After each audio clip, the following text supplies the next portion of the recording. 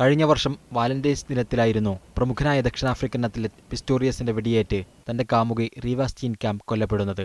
കോളിളക്കം സൃഷ്ടിച്ച ആ കേസിന്റെ ക്രോസ് വിസ്താരവും വിചാരണയുമാണ് 3 ദിവസമായി പ്രിട്ടോറിയയിലെ ഹൈക്കോടതിയിൽ നടക്കുന്നത്.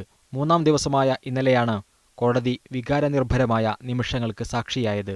റീവയെ കൊല്ലാൻ എന്താണ് കാരണമെന്ന് കേസിന്റെ പ്രോസിക്യൂട്ടർ ഗെറി നെൽ പിസ്റ്റോറിയസിനോട് ചോദിച്ചു. വിശദമായ മറുപടിയാണ് പിസ്റ്റോറിയസ് നൽകിയത്. റീവയുടെ ബാത്റൂമിലേക്ക് ആരോ നുഴഞ്ഞുകയറിയെന്ന് കരുതി അബദ്ധത്തിൽ താൻ വെടിവെക്കുകയായിരുന്നുവെന്ന് പിസ്റ്റോറിയസ് വിശദീകരിച്ചു. ഒടുവിൽ റീവ കൊല്ലപ്പെട്ടതിനു ശേഷമുള്ള അവരുടെ ശരീരത്തിന്റെ രേഖാചിത്രം കാണിച്ച് ഇതിന്റെ ഉത്തരവാദിത്തം ഏറ്റെടുക്കാൻ പ്രോസിക്യൂട്ടർ ആവശ്യപ്പെട്ടു. അപ്പോഴാണ് പിസ്റ്റോറിയസിന്റെ നിയന്ത്രണം വിട്ടത്. എന്തുത്തരവാദിത്വവും താനേൽക്കാം, പക്ഷേ രക്തമൊലിക്കുന്ന റീവയുടെ തല കാണാൻ തനിക്ക് കഴിയില്ലെന്ന് പിസ്റ്റോറിയസ് പറഞ്ഞു. And for myself, I've taken responsibility, but I will not look at a picture where I'm tormented by what I saw and felt that night. As I picked Reva up, my fingers touched her head. I remember. I don't have to look at a picture. I was there. Pistorius കരയിലടക്കാതിരുന്നപ്പോൾ judge നടപടിക്രമങ്ങൾ മറ്റൊരു ദിവസത്തേക്ക് മാറ്റിവെച്ചു. News desk, media 1.